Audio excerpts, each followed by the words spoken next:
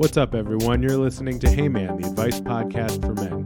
Each week, we answer one of your questions and hopefully get a few of our own questions answered as well.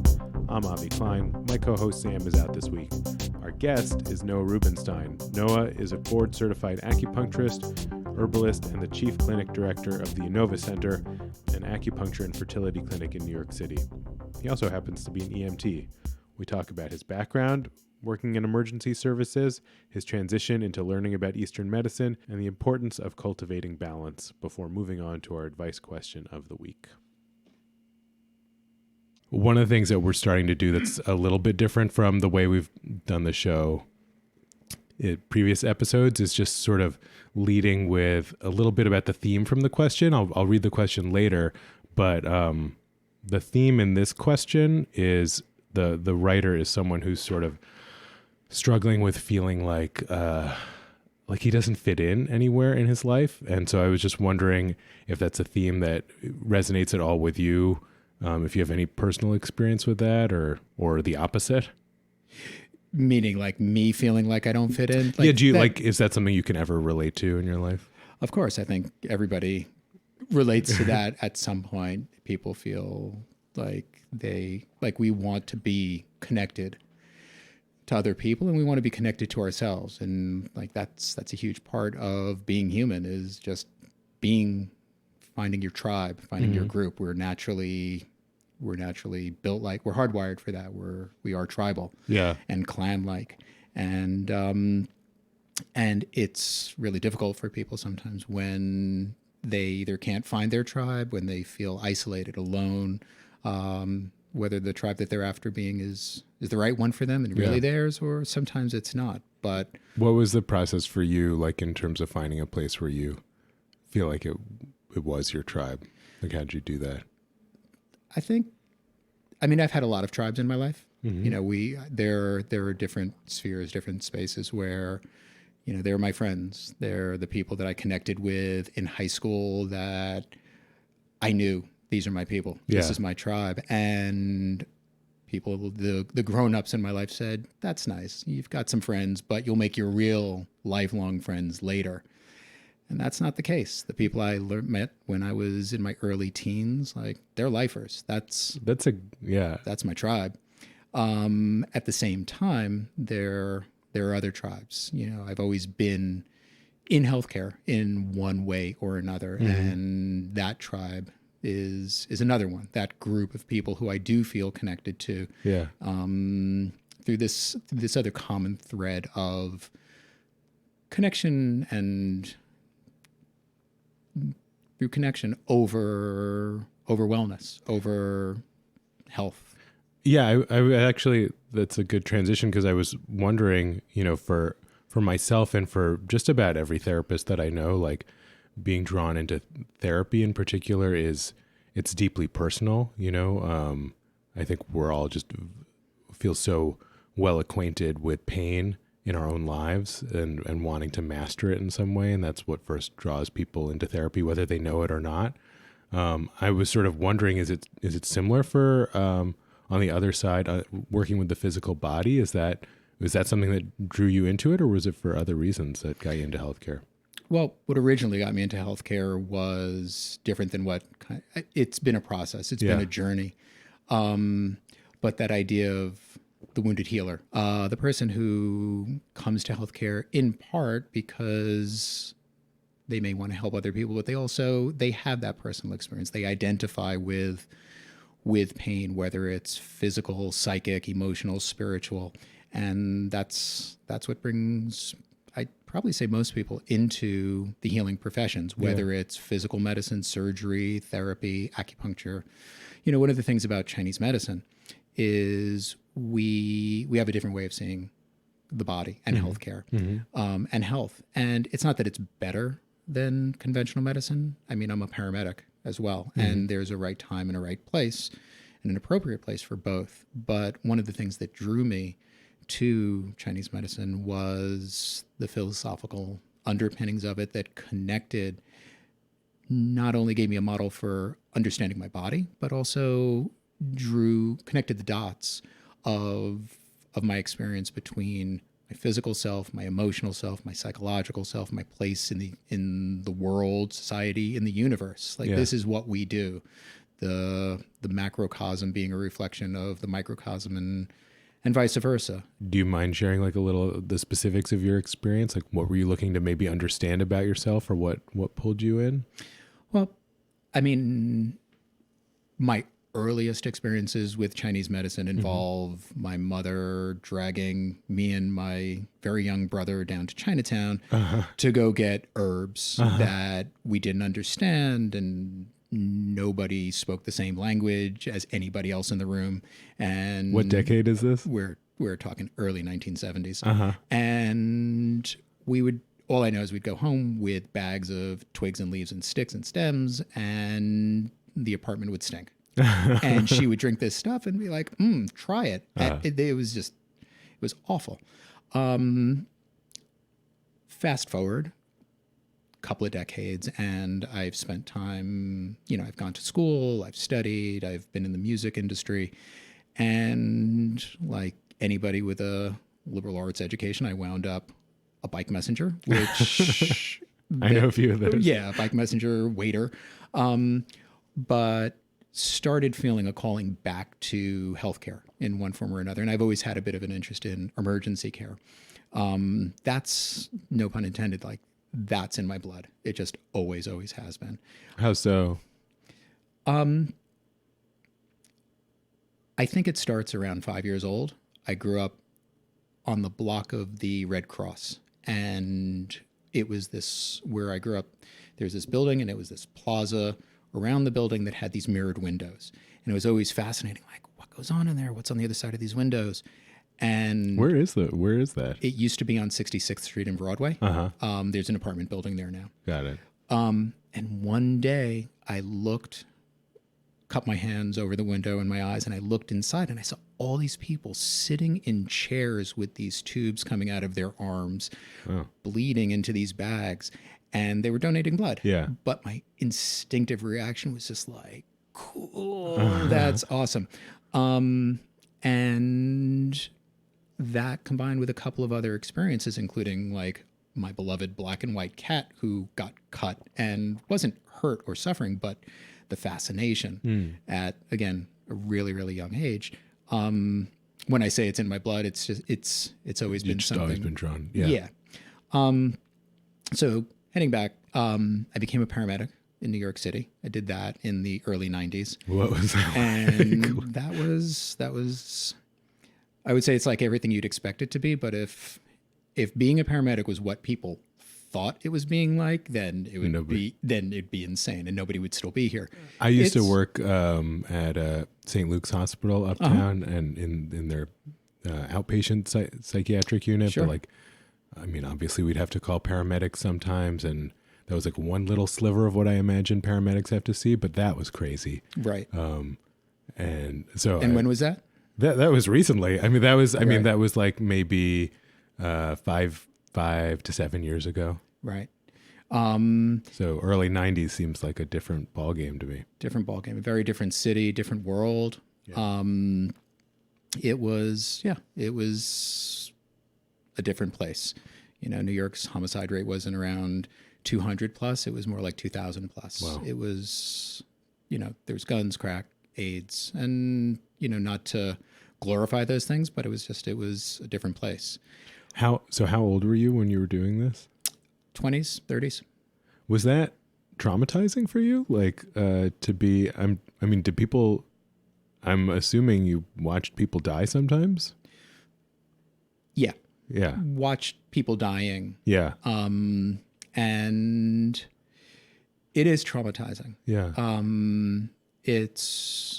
It was in some ways less so for me, I think, because early in my career, I had a job one day that was just awful. And the day cadenced with a really just gut-wrenching combination of a 5-year-old brother and sister and fire. Oh my God. And it was the most traumatizing thing I had ever experienced seeing. Yeah. Certainly that had nothing to do really directly with my life. except there I was witnessing this and sort of responsible for trying to make a difference. And, you know, we got them to the hospital, and I stayed in there and I worked with the doctors for a while, and they both died. Wow. That led to the most Kubrickian moment of my life, where I went home and was so devastated by the whole thing. Wound up in my bathroom, which was this old New York pre-war, like white tile and chrome. Yeah. Turned the hot water on in the tub and the sink and the shower and just steamed the place as much as I could. I created the closest thing to a womb that I could, and just like collapsed in a fetal position. Wow. And just sobbed. Because one of those lifer friends was my roommate, and I had people to connect with that night.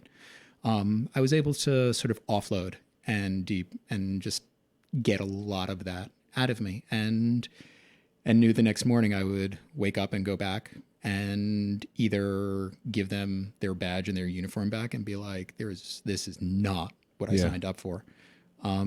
Or I'd be in. And it turned out that it was the latter. And that doesn't mean I was impervious to anything in the future, but that was, in my professional career, probably one of the worst days of my life. I can't imagine. And it set a bit of a benchmark for, not is it as bad as that was, but it was a baptism, is what it was. I'm sort of curious, like, like nowadays we talk so much about trauma-informed care and things like that. People are so much more aware of trauma and PTSD, and I am just assuming that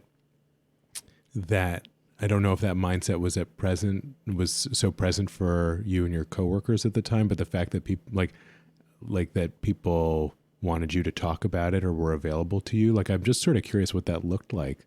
The people that were there for me, were my people. At the time, especially. I mean, I worked with people, and they were, again, it was a bit of a tribe, and so I had them. The people who I worked with, the ones who understood what nobody else understood. Yeah. Fortunately, and it's an interesting question when we talk about tribes and different spheres of our own individual lives. I had somebody who, in my life, who was my life and not my professional EMS life, but who could stand looking into that globe. And it was because I was able to kind of bridge the two with somebody else. That was, as I say it now, that was incredibly healing and helpful. A lot of the time when we're traumatized in one part of our life, I think it's hard to connect to the other parts of our lives because it becomes this sort of encapsulated time or place or event. And that's something that people in the emergency services world to this day, even though we're miles ahead of where we were, even though we're post 9/11, mental health in the emergency services, fire, law enforcement, and emergency medicine is a real issue because the job has changed a bit, and yet we haven't. It's not even a blame thing. Sometimes support is inadequate, but we don't always know how to meet those needs. They're not met, though. I know that just from what I know of people who are still on the job. I've heard the same thing, and we've had a couple of veterans on the show, right? And I mean, there also seems to be a tendency, like, I'm just thinking about what they've shared, of like a kind of I'm trying to think of the right word. Like, I was going to say closing ranks, but like just sort of like, getting more insular, just relying on the people who you think understand, and yet nobody really necessarily wants to talk about it, or like they don't want to, like, they get it, but you don't have to talk about it. And then a feeling of estrangement from everyone else because nobody can like the people outside of that world don't understand you, and it just kind of that sort of seems like part of the trauma is the isolation that comes from that. Totally. And it happens that over the recent years there, I think there's been an uptick of awareness in both the PTSD of veterans and with that, an uptick in awareness of law enforcement, again, the emergency and emergency medicine. Like and first responders. First responders, thank you. But that phenomena that you're talking about where, as you put it, they kind of close ranks, where there's an identification of common experience. Yeah. There's that, but that's also not the space where there's always a willingness to get over what we can loosely call the machismo factor, Right. where it's like, I can do it.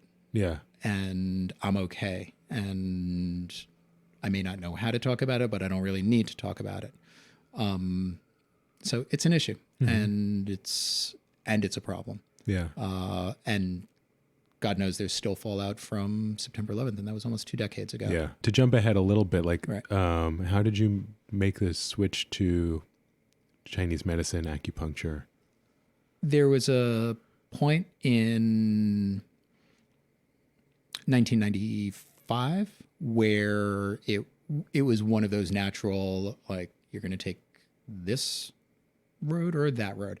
It was a moment of transition where I would have either like kind of doubled down on my time with EMS or started looking at other things. And I realized that I wanted to stay in healthcare. I started to extract myself from other possibilities, and I just didn't want to stay on an ambulance for the rest of my life.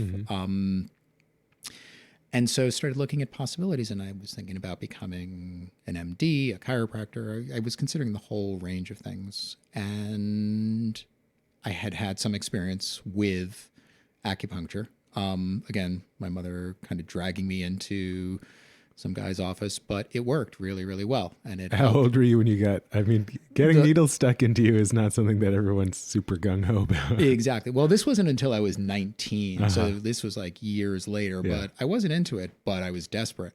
So I went, it worked. And I guess I just kind of pocketed that information. Yeah. So fast forward a few years and it's a real consideration. And I started thinking about it, and I spoke to other people I knew who were acupuncturists and started thinking about what that would mean to me. Like what is the difference between Eastern and Western medicine?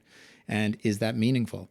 And is it something that I'd be interested in, pursuing? And it wasn't, when I say I was asking myself that question, it wasn't really a question. It was clear right from the beginning that this was a more in resonance with what was important to me. So started going to school. Can you speak to that? What felt resonant for you? So first, my experience with Chinese medicine showed, like, that acupuncture treatment showed me It worked. It worked. And that was insane. Yeah. This guy stuck some needles in me, no medication or anything else. And suddenly I'm out of pain. Yeah.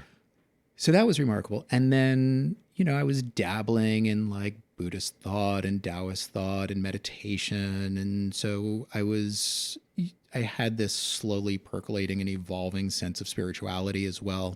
Started reading things and understanding the connections between your body and your mind and your experience in the world, and that these things are not only connected, but your body and your mind and your spirit and your energy, that these are all actually the same thing, just different expressions of you. Yeah.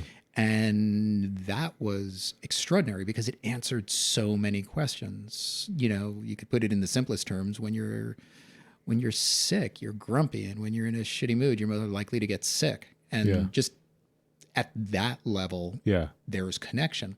And so when you blow that up and start to really look at our greater experience, there's connection between different parts of our body, where what's going on in one system really has an effect on another. And there are connections to be made between me and, again, the universe and everything in between. And at a time when I was, when I was looking at making this move in my life, I was in a super mechanical, protocol driven, like if this, then that world of emergency medicine. Interestingly, the being an acupuncturist, being a paramedic is more like being an acupuncturist in a lot of ways than it is like being a conventional doctor. Okay. Because in both cases, there are pretty simple principles that are driving it. Like there are a couple of pumps, there are holes that should be there, and then you don't want to see other holes. And, the ideas are pretty simple. Yeah. But in emergency medicine, you often find yourself in situations where it looks like something and it sounds like something, and yet it's not that. And the thing that makes you exceptional at what you do as a paramedic is this, pointing to my nose. Yeah. Is your ability to distill the noise and what looks like the obvious stuff from what's really meaningful and underlying. And that's the same thing that we do in Chinese medicine. People come to us all the time with what they think are the problems, and we're not dismissive of those things, but there's a deeper truth, or there's something that, not everybody in the room is seeing, and we identify that, and that's how we make meaningful change in people's lives, whether it's their health or emotions. So in a lot of ways, it's a much more natural segue than you'd think. I don't personally know a lot of other men who see acupuncturists or who have tried it. And I was wondering if you have much more experience with that. Like, we were wondering if that's a gendered thing, if men are more reluctant to try it, or if that's not the case. No, men are more reluctant to try it. Yeah. Men are more reluctant to do a lot of things in healthcare than women. That's very true. Because of a list of reasons. In our practice, we have a general practice. And first, let me segue by let me start by saying, men actually do participate in it quite a bit. Acupuncture is something that, among other things, is great for pain and for stress and sleep and digestive problems, and those are pretty safe spaces for guys to kind of check it out. Yeah. Those are routes in that aren't like crazy exposing. Yeah. It's not like I've got erectile problems and I'm going to try acupuncture. Right. So, and there are a lot of guys who try it for that Yeah. and think martial arts. You Yeah. know, it's through things like acupuncture and herbs and stuff that martial artists, who are out there getting beat up and have to go out the next day and do it again. This is how we heal them. Their recovery process. This is recovery.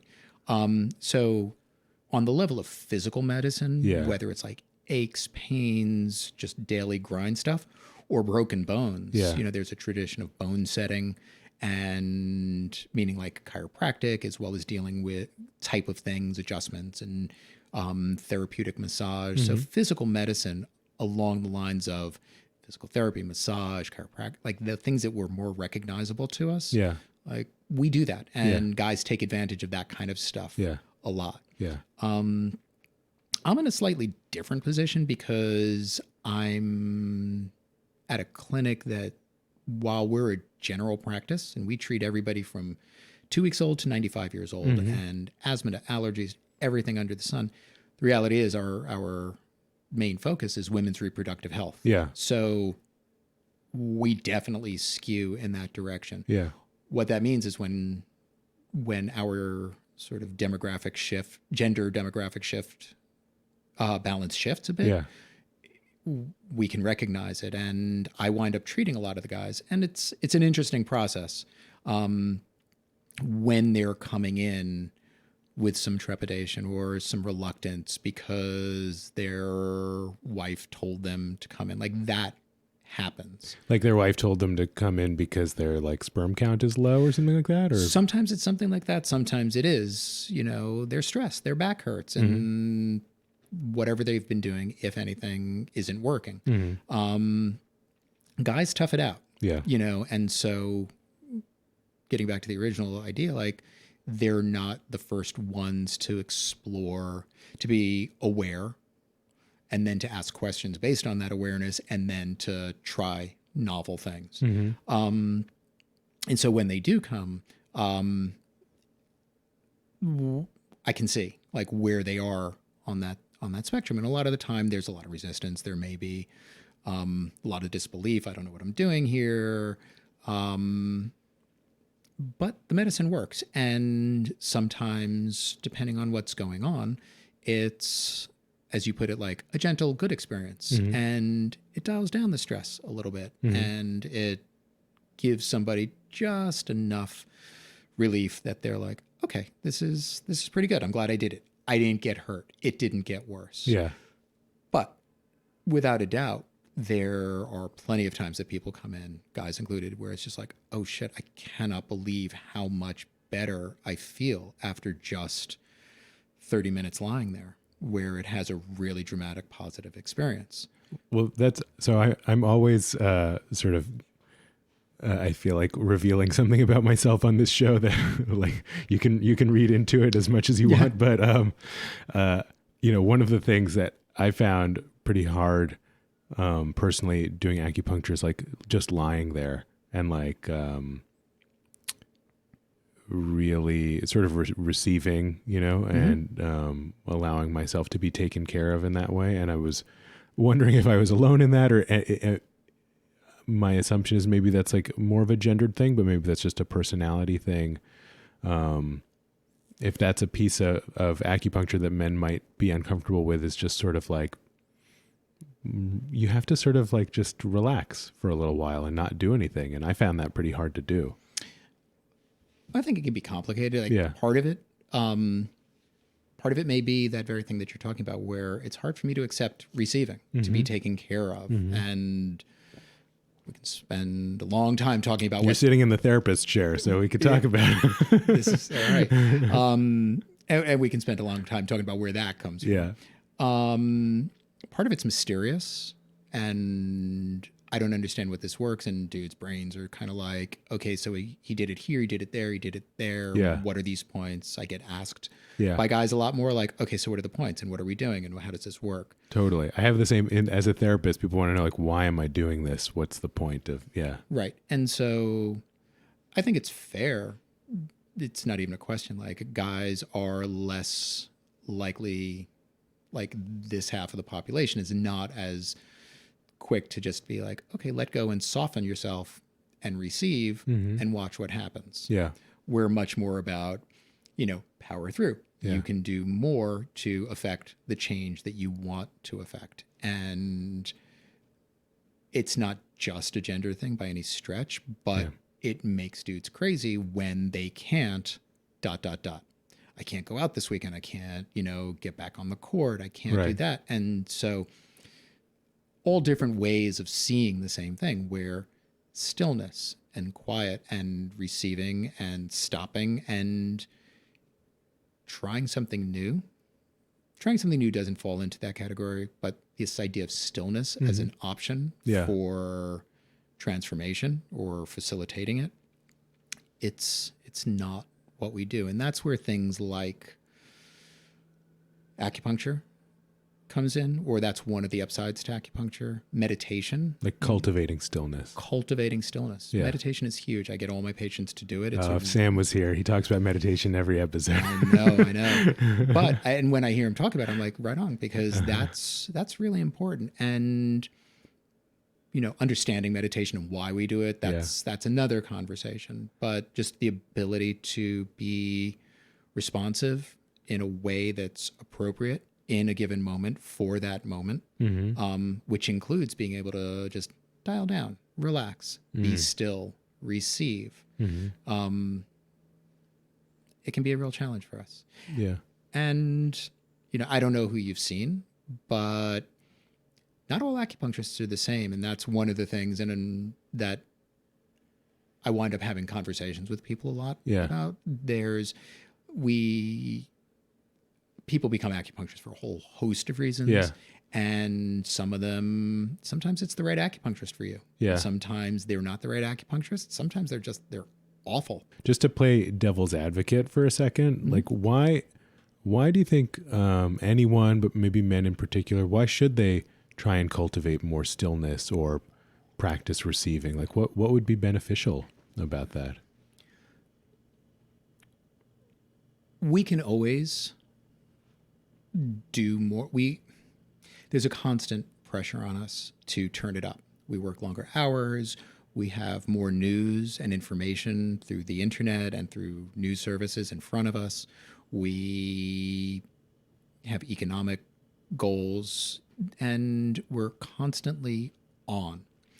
And when we're committed to being on, we sometimes lose perspective. Mm-hmm. And so dialing down and being still sort of hits it has a range of benefits. One of them, first, being perspective.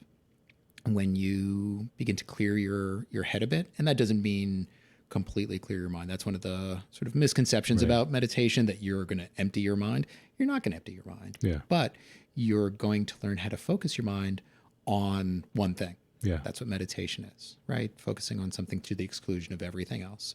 So when you can focus on one thing, then you can learn how to focus on two things. And then you can learn how to focus on 100 things. But while we get tremendous kudos in our day-to-day lives for being able to multitask, I'm a great multitasker, to the point where some people would say I'm scattered. Mm-hmm. And we all walk that line all the time. And being able to multitask is a great skill to have, but not if it comes at the expense of being able to stay focused. Mm-hmm. And so cultivating that skill of being able to dial back and stay still and stay focused on one thing, one, cultivates an ability to focus, but also gives you an experience of something that the world isn't always giving you. Mm-hmm. That is, in fact, is really intrusive on.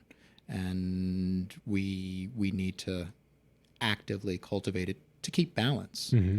And balance is a funny word, right? Like when we say balance in Chinese medicine, it sounds really woo and kind of out there. But when we talk about balance, what we're talking about in conventional medical terms, if you remember back to high school science, mm-hmm. is homeostasis. Mm-hmm. And that, on the other hand, is a big sciencey word, but the meaning is to have multiple things going on and be able to self-regulate and thrive in a changing environment. It's tough nowadays, I guess, like being driven seems antithetical to balance, you know. They don't it seems hard to hold both at the same time. It is when they become mutually exclusive. Mm-hmm. And there's a time to turn it on. Yeah. There's a time to like really turn the gas up and be driven and be ambitious and have goals and strive for things. Yeah. We run the risk of being reactive and saying, I don't care. You know, like I'm not going to be driven. I'm not going to be goal oriented. Like those aren't inherently bad things. They become bad when they're not balanced, when we don't cultivate lives that are on and off. And that doesn't mean we should have whiplash lives either. Yeah. Staying up and running on 3 hours, 4 hours of sleep a night for the week and then crashing on the weekend and, you know, spending the hours that you are up getting inebriated. That's not a smart move. Yeah. That's not balance. Right. But and I think everybody knows that. Even if you're trying to like balance the ledger on either side, it doesn't quite work the same way. Right. I mean, you know, at the end of the day, extremes aren't good. Yeah. That's the idea. And that doesn't mean we don't do them. I do them. But that's not the goal. Right. The goal is to lead a moderate life. Mm-hmm. The goal is to not get too excited, not get too lethargic, not eat too much, but make sure you're nourished. Yeah. And use like that as a template for all aspects of your life. Got it. Live in this world, but also cultivate a spiritual reality for yourself. Okay, so I'm going to move on to the question, and we'll see if we can help this person at all. All right. All right. Hey, man, I need help with a problem that has plagued me for most of my life and gets in the way of enjoying it. I grew up in a big working class family, and my parents always had aspirations of being wealthy and belonging to country clubs, that sort of thing. The incredible thing is that my siblings and I all managed to realize this dream for them. We're all very successful, but while my brothers and sisters all became successful professionals, I've always been a bit of an outsider. I took longer to realize success for myself and had lots of ups and downs along the way. Ever since I was a kid, I've struggled with being different and wanting to fit in. I would never join a country club, and my politics are pretty far to the left. I'd rather cook a meal together than go out to a fancy restaurant, and I'd rather go on a vacation with good hiking and culture than a fancy resort like my brothers and sisters.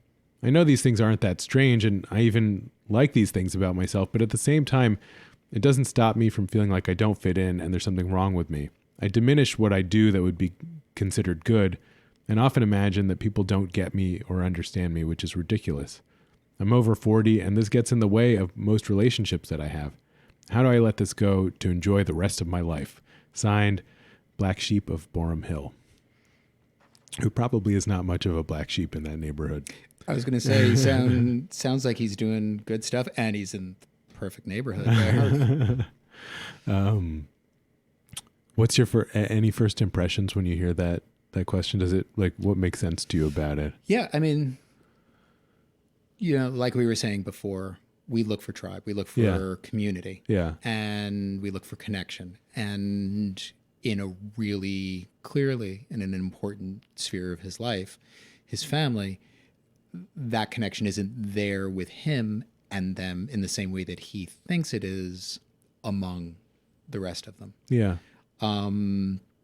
My first thought as you were reading that was, you've made this decision, you've made these choices. This isn't just one decision that you even meditated on. This has been a life of making this choice to live this life. And it sounds like one that you've done deliberately because it feels good. You don't want these other things. Yeah. And so certainly the question isn't, and I don't know that he's asking this, but I would never say, so how do we get you in closer to them to appease them so you feel more connected to them? Right. I bet that idea would feel terrible to him. I bet he's tried it at times. I'm sure he has. Yeah.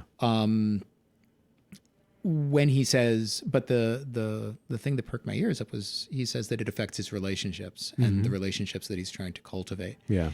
And I don't know who those relationships are with, because if it's with the people that you and I are pigeonholing as living in Borum Hill, I don't understand that. Yeah. But it makes more sense if it's him trying to cultivate relationships with the other people at the yacht club, right, or in any of these other places. Like somehow still trying to join those clubs in spite of himself. Exactly. Yeah. He's in his 40s. He's been doing this. And I'm a huge believer in transformation and metamorphosis. And if he wanted to do that and become that other person, I think he probably could. I think anybody could. Yeah. But from everything that he said there, he's been doing this. And this, again, this is an ongoing life. This is a lifestyle choice. Yeah. And it is totally cool for him to be, oh yeah, that's just my crazy uncle. Like that's what his nieces and nephews are going to say. Yeah. Like, is that all right? Could he live with that if Exactly. Yeah. Like, are you comfortable just being that guy? Yeah. There's a chance that they're not, I use this term loosely, but they may not be judging him as much as he's feeling put on the outside by himself. They may be like, yeah, he's our crazy cousin, sibling, kid who lives in Borum Hill, but we love him nonetheless. And that really gets down to the crux of it. Yeah. Do they reject him? Right. And if that's the case, then that opens up a whole other constellation of questions about family and about what's important and what's not. But if he's loved, if they embrace him, if it's just he's the weird one with the slightly, tattered pants or the crazy paisley shirt or whatever it is, he doesn't sound particularly eccentric, but maybe he is. But if he's doing all of that and they're still like, we love you, then honestly, that's all that matters. And in a way that gives him, if he can answer that question in the affirmative, which also means maybe this is something for him to pursue. Maybe that's the question for him to be asking. In the simplest terms, am I loved? And if he is, then that gives him license to be himself, and gives him the okay to not feel the pressure to conform like that. I agree with where you're going with this, and I think that is sort of a helpful thought experiment. Like, what if you tried the opposite? Like, how would that feel, right? And I'm sure that there would be a visceral sort of distaste for conforming. And he might not do it very well. Yeah, right. Yeah, probably not. You got to honor who you are. Right.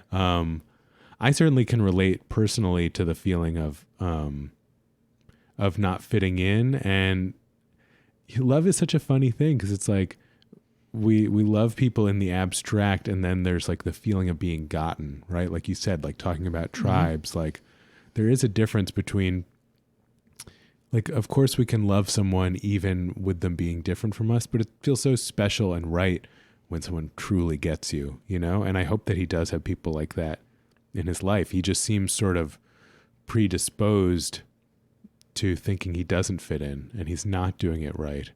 I mean, this is a kind of question that I think a lot of people in my therapy practice have experienced from time to time. And I always sort of wonder, it's like when you hold on to believing that there's something wrong with you, in a funny way, it's like holding on to love for your family. Like if you hold on to being the black sheep, you're still a member of the family, versus like caring less about it and just being cool with yourself. Well, then maybe there'd be more disconnection between you and your family members. You know what I mean? Yeah. And so that seems like a reasonable thing to be afraid of.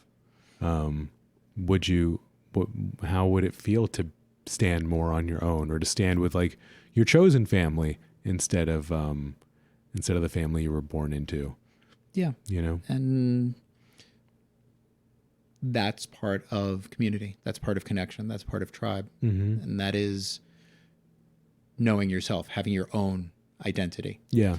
And to your point, sometimes people, their identity starts to crystallize, starts to form as I'm the black sheep of the family. Right. To the point where I'm not even that much of a black sheep, but that's the badge that got hung on me, or I've hung on myself. And sometimes we feel disconnected in relationships with our family, or with, whether it's genetic family, chosen family, friend, where we actually facilitate conflict in order to feel something. Mm-hmm. And that's a whole other question, but sometimes feeling bad is better than not feeling. Totally. And from the way he's describing it, I mean, I don't want to project too much onto that little bit that you read, but the family sounds kind of superficial. Mm-hmm. They're certainly prioritizing more material things, where we're having this conversation about prioritizing an inner awareness, something that's meaningful, that doesn't have a material value. Yeah. Stillness and relationships and connection. And so that doesn't sound like them. He's not saying, and they're all into some weird practice that they all connect over that's really meaningful to them, and it's given them answers to life's questions, and I don't get it. Yeah. Like, that's not what he's saying. Yeah. So I'm proud of him. You know,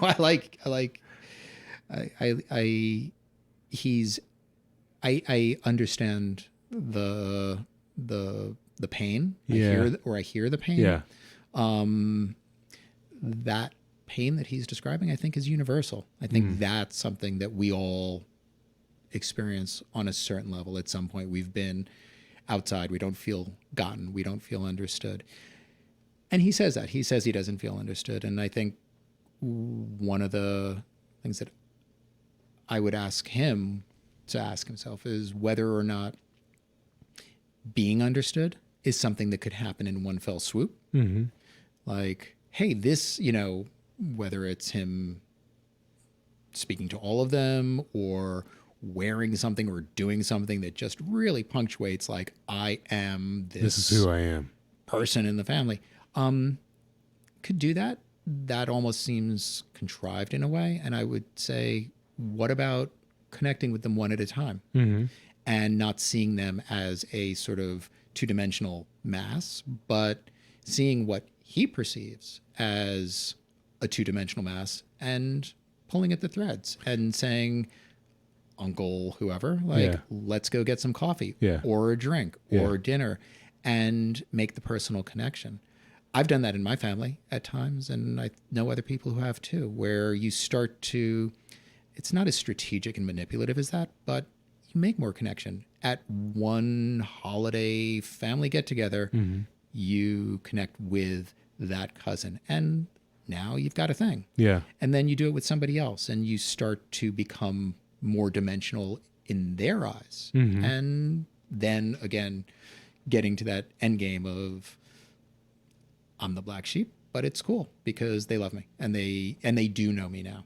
I think if I'm hearing you right, it's like there's a certain type of way of being known that to me feels sort of, not to denigrate it, but sort of adolescent. Like, you got to know my identity. Like, if you don't like this band or whatever, then like you don't get me. And in a way, I sort of hear that in the way he's talking about it. Like, if we don't have these superficial things in common, then like I'm just the outsider and you guys don't get me. And you're talking about there's like another way to connect with people, which is on a deeper, like on a conversational level. It's not really about interests per se, but just about the feeling of just getting to know someone and understand them and feel like they understand you better.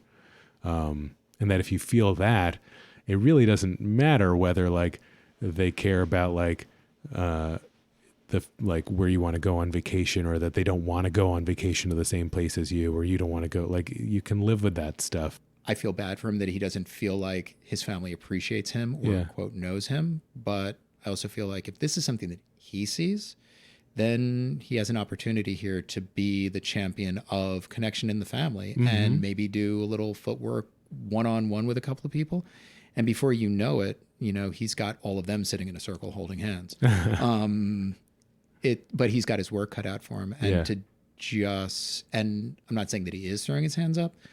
I'm saying that shouldn't even be something he thinks about. Like, he's got his work cut out for him. And I think we have more in common than we don't. And so they probably have more common with him than as individuals than he realizes, especially if he sees them as them. Yeah. And I think the one more thing that I like about what you're saying is like, instead of right now, he seems to be in a place of like self-blame and there's something wrong with me. And you're saying like, actually you're observing something real. Like there is a lack of connection here and you could cultivate it. And actually people would feel better, feeling closer. Like the alarm signal that's going off is the right one. It's not, you're just blaming yourself, but actually it's something that's going on in your family. Yeah. And he's having experiences as a thoughtful, insightful person who's not just looking up, not just looking forward, but looking around and looking at the depth of things. He's having unsatisfactory experiences. Yeah. And so one, there's like dealing with his family and figuring out how to approach them. It may be the case that we're already years late on this conversation that he has tried to, he's listening to this and he's like, come on guys. Like, you think I haven't tried that? You think I haven't tried like speaking directly to these people or sharing with them or asking them about what's meaningful to them? Right. He may have done all this stuff and it may be that they are profoundly en masse, minimally dimensional, singularly materialistic, horrible people in his eyes. That may be the case. Yeah. But that doesn't mean that he can't love them. And that doesn't mean that they don't love him. And it may just be like, you know, we connect because we do have this undeniable bond of a family connection. But I'm not calling them when I want to go out for a pizza.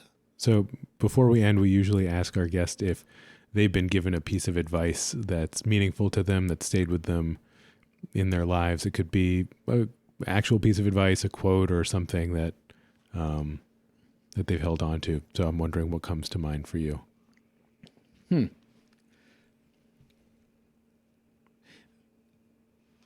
I'd say the thing that comes to mind probably first is the motto from my wife and my daughter's boarding school. Uh-huh.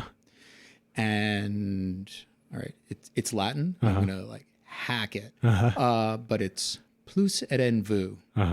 Plus et envu. And it means more is in you. Background on the school and where this comes from. The school was started by this guy named Kurt Hahn. What's the school? Oh, I'm sorry. Yeah. It's the school called Gordonston, and it's up on the north coast of Scotland. Okay, it's from the UK, and it's Hogwarts. Yeah, and the school was started by this guy named Kurt Hahn, who had a boarding school in Germany at the beginning of the war, and to make a very long story short, migrated with his kids, with the students, to the north coast of Scotland. Told the parents, this place is going to burn. Predictably, half of them said, Godspeed, get our kids out of here. The other ones were like, you're crazy. No, we're going to stay right here. So he went up there and he recognized what was going on during this really polarizing, dangerous, crazy time in Germany. And he recognized what made people, kids, citizens, extraordinary, dynamic, rich, like inherently rich, not financially rich individuals. And there were 4 principles that guided this. And it wasn't just about education and it wasn't just about money. There are 4 kind of guiding principles to the school. One of them was that you have a strong body, that you take care of your body, no matter what you think or feel. Like this is, at least for now, as far as we know, this is what you got. And care for it. Take care of it. It'll last you a long time if you do. The second principle, you should feel comfortable in nature. There's a world around you in whatever edifice, whether it's, business or religion or anything else that we design and build, no matter what we do in society, nature is where we're from and we should be comfortable in it. It shouldn't be foreign to us and we should care for it and be good stewards of the natural world. You should be of service and recognize that no matter who you are and how low down you may feel and how little you feel like you have to offer, you've got something to contribute to the conversation. And that doesn't have to be monetary or material, but that you've got something valuable in the conversation. And finally, you should have a hobby. You should have something that you do, not because it's good for you, not because it has nutritional value or you should do it, but something that you do because it makes your heart sing, because it makes you happy. And these were the things that he prioritized, in addition to a base, fundamental, solid education, but that academic education was not the beginning and the end of it, and material gain was not the beginning and the end of it. And it's through these principles that people recognize that they're part of something bigger than themselves. So this idea of there is more in you isn't just about like, you can muscle through this, you can do more, you can make more, you can have a bigger whatever. It's more a reflection that people are awesome. People are compassionate. We achieve things. We are generous.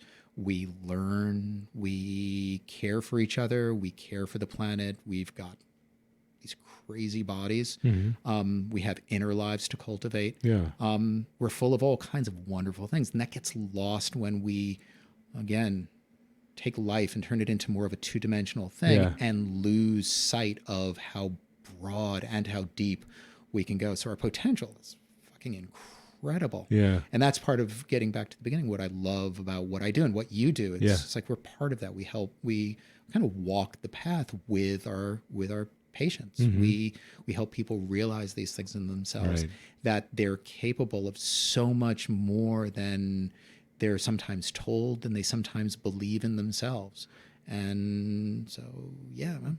Totally. I think anyone who's showing up for any kind of healing work, there's like this belief there's more to me than this, like there's another, I can go beyond whatever I'm experiencing right now, which I think is such an amazing like drive in people. Totally. Yeah. Awesome. Thank you so much. And so if people want to work with you or find out more about you, where should they go?